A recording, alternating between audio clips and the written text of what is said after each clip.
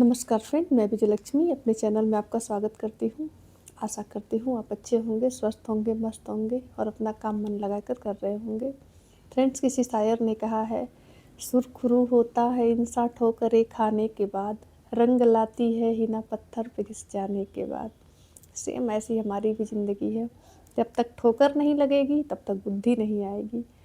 जब तक 4 बार धक्का नहीं खाएंगे, 4 लोग से ताना नहीं सुनेंगे, कहीं बढ़िया से बेइज्जत नहीं हो जाएंगे, तब तक अकल खुलती ही नहीं है, आँख से पर्दा हटता ही नहीं है।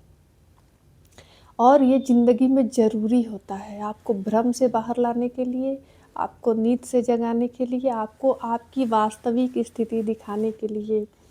अगर आपकी बेइज्जती नहीं हुई तो कुछ नहीं हुआ। बेइज्जती होगी, वहीं से इज्जत की यात्रा शुरू होती। तो क्योंकि आपके मन में एक जिद उठती है कि ऐसा हमको क्यों कहा गया। आप सोचने पर विवश होते हैं कि उसको तो ऐसा नहीं बोले, हमको ऐसा क्यों बोले। आपका ध्यान आपकी कमियों पर जाता है और तब आप दुगने रफ्तार से उठते हैं। शायद बदला लेने के लिए ही उठे कि आज ये बात हमको कही गई है ना, मैं करके दिखाऊंगा या दिखाऊंगी। और उसमें बहुत लोग बहुत अच्छा कर जाते हैं। मैं अपने भाई की बात बता रही हूँ। हम लोग उस समय छोटे-छोटे थे, तो मेरे पिताजी की स्थिति अपने सर्कल में थोड़ी आर्थिक स्थिति उनकी सही नहीं थी। और सही क्या नहीं थी, खर्चे थे, नहीं मतलब परिवार बड़ा था, सबको देख के चलना था, तो उनका डिस्ट्रीब्यूट हो जाता था।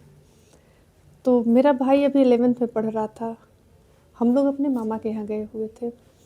तो होता क्या है ना कि जिनके पास थोड़ी-सी मतलब होता डामाडोल होता है या फिर जो थोड़े ज़्यादा कमाते हैं, अब सबके पिताजी थे कि मतलब कोई सरकारी नौकरी में है, कुछ है, तो उन लोग का थोड़ा-सा भाव बढ़ा हुआ था।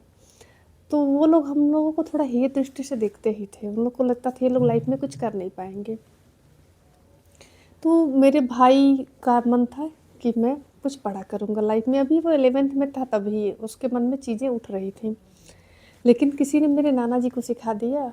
नाना जी सीधे-साधे आदमी थे, उनको मैं दोष नहीं दे रही हूँ। उनसे जो सिखाया गया उन्होंने हूबहू वो बात कह दी। तो उनका कोई दूर का रिश्तेदार किसी जगह पे अच्छे जगह पे पोस्टेड थे, जो उनके भाई लगते थे रिश्ते में। तो उन्होंने मेरे भाई से कहा कि बेटा चले जाओ, वो भी तुम्हारे नाना ही लगेंगे और उनसे कह देना, उनका पैर पकड़ लेना, कह देना नहीं नाना कुछ नहीं हो तो हमको चपरासी ही बना दीजिए। तो ये बात मेरे भाई को बहुत तेज़ लगी। कही कि ये लोग कैसे सोच लिए कि हम चपरासी ही बनेंगे और हम चपरासी ही बनने लायक हैं, हम क्या जीवन में और कुछ नहीं कर सकते हैं। इस बात को सुन के वो 11th में ही पढ़ रहा था, अभी उसकी 15-16 की ही उम्र थी। लेकिन उसके दिल में बहुत गहरे लगी और बहुत रोया। कहा कि ये लोग कैसे इतना सोच ले कि मैं सिर्फ़ चपरासी ही बन सकता हूँ, मैं जीवन में कुछ अच्छा कर ही नहीं सकता। एक दिन मैं दिखाऊँगा। फिर उसने 12th किया, अच्छे नंबरों से पास किया बिना कोचिंग के। उसके बाद मेहनत से उसने बीटेक कॉलेज में एडमिशन लिया। अपने जो भी किया उसने अपने दम पे किया। रात-रात भर पढ़ाई करता था, पसीने से तर-बतर हो जाता था। उस समय बहुत संसाधन नहीं थे हम लोग के यहाँ, लेकिन वो रात भर पढ़ता था। लाइट चली जाती थी तो लैंप और जो इमरजेंसी लाइट जला के, तब पंखा तो चल नहीं पाता था, तो पसीने से तर-बतर हो जाता था, लेकिन 2-2 बजे रात तक पढ़ता था। धीरे-धीरे उसकी मेहनत रंग लाई, उसका कैंपस सिलेक्शन हुआ और वो आज भगवान की दया से वो चपरासी नहीं है, वो किसी कंपनी में बहुत अच्छे पोस्ट पर है। तो ये उसने ये करके दिखाया कि मैं लोगों की धारणा को तोड़ सकता हूँ, लोगों की बातों को तोड़ सकता हूँ। लोग क्या सोचते हैं ये उनकी सोच है, मुझे क्या करना है ये मेरी सोच है।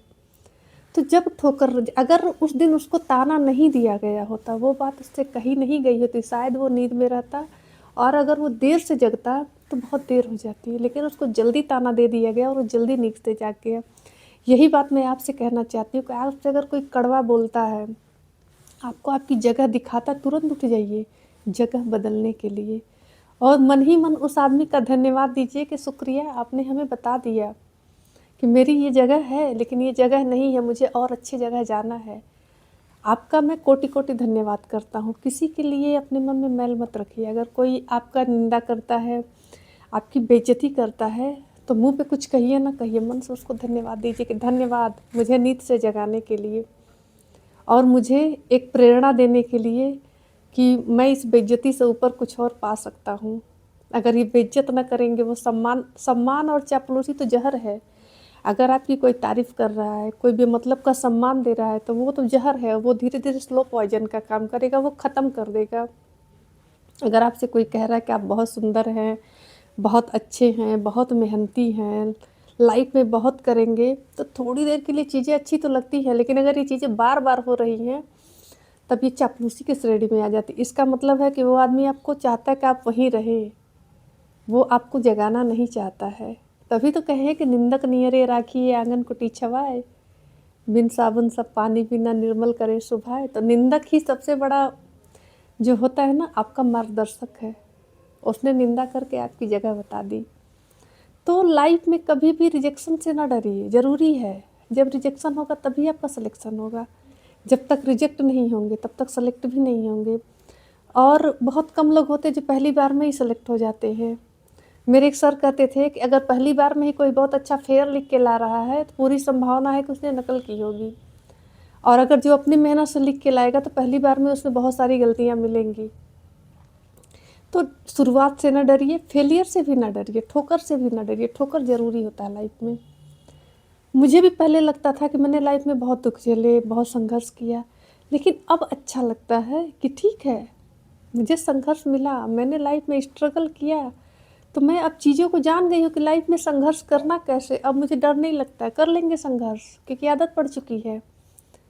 अब किसी भी चीज़ से डर नहीं लगता, ज़ीरो से भी शुरू कर सकते हैं, इतना हिम्मत भगवान दे दिए हैं। तो ये संघर्ष आया हमें सिखाने के लिए।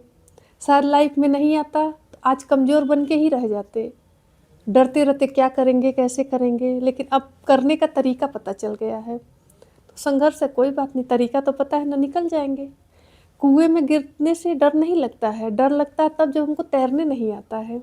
और जब तैरने आ रहा है तो कुएं में गिरे, समुद्र में गिरे, नदी नाले कहीं गिरे, निकल जाएंगे। तो बस यही हुनर आ गया है ज़िंदगी का। हम नहीं कह रहे कि हम बहुत बड़े आदमी बन गए, बस हाँ तैरना आ गया है कि तैर के निकल जाएंगे। किसी के आगे मतलब होता है ना, आदमी हाथ नहीं फैलाएगा, अपना कोई मेहनत पानी करके जीवन काट लेगा। ये सबसे बड़ी पूंजी है लाइफ की, जो संघर्ष ने दिया है। तो संघर्ष जीवन में आता है, डरने की कोई ज़रूरत नहीं है, उसका सामना करिए, डट के सामना करिए, और देखेंगे अगली बार आप, जैसे होता है ना कि सोना आग में तपता है तो और निखरता है। तो जब आप इस संघर्ष को पार कर लेंगे अपने मेहनत से, अपने दम से, तो अगली बार आप और खरे और बहुत अच्छे इंसान के रूप में निकलेंगे। तो भाई बहन जो भी मुझे सुन रहे हैं, ठोकर से कभी मत डरिए। लगती है तो तकलीफ़ तो होती है, बहुत दर्द होता है, लेकिन ठीक है, उसके बाद आगे का आपको पता चल जाता है कि रास्ते पे चलना कैसे है। ये सीख वो ठोकर हमको दे के जाता है। तो आपकी लाइफ में ठोकरें हैं, संघर्ष है, इसका मतलब आप काबिल इंसान हैं, और आने वाले समय में एक आप बहुत अच्छे इंसान और बहुत अच्छे कारोबारी, बहुत अच्छी नौकरी में और बहुत अच्छी पर्सनालिटी के व्यक्ति बन के निकलेंगे। इसमें कोई दो राय नहीं है, क्योंकि जो धूप, छाँव, गर्मी, सर्दी सहा रहता है ना, उसको हर मौसम का अंदाज़ा होता है। तो मेरी लास्ट बात यही है कि अगर जीवन में तरक्की करनी है, बहुत ऊपर तक जाना है, तो ठोकर भी ज़रूरी है। और ये इसलिए भी ज़रूरी है कि जीवन का कोई भी कठिन परिस्थिति हो, आप सामना करने के लिए हमेशा तैयार हो। न कि पता चला कि आप एक कंफर्ट जोन में पले हुए हैं, हमेशा से सब कुछ अच्छा अच्छा रहा, और जब बुरा समय आया तो भौचक हो गए, सामना ही नहीं कर पाए, किसी गलत रास्ते पे चले गए। तो इससे बेहतर है कि थोड़ा थोड़ा ही रहे, संघर्ष का रास्ता रहे, और बिना संघर्ष के जीवन का कोई मतलब नहीं है। बहुत देर तक कहती है ना महादेव वर्मा कि मैं नहीं चाहती चिर सुख, तो बहुत देर तक आप सुखी भी नहीं रह सकते, थोड़ा खट्टा मीठा जीवन ही ठीक होता है। तो वीडियो बहुत लंबा हो रहा है, मैं बोलने लगूँगी तो बहुत देर तक बोल जाऊँगी, अब इसको मैं छोटा ही रखती हूँ।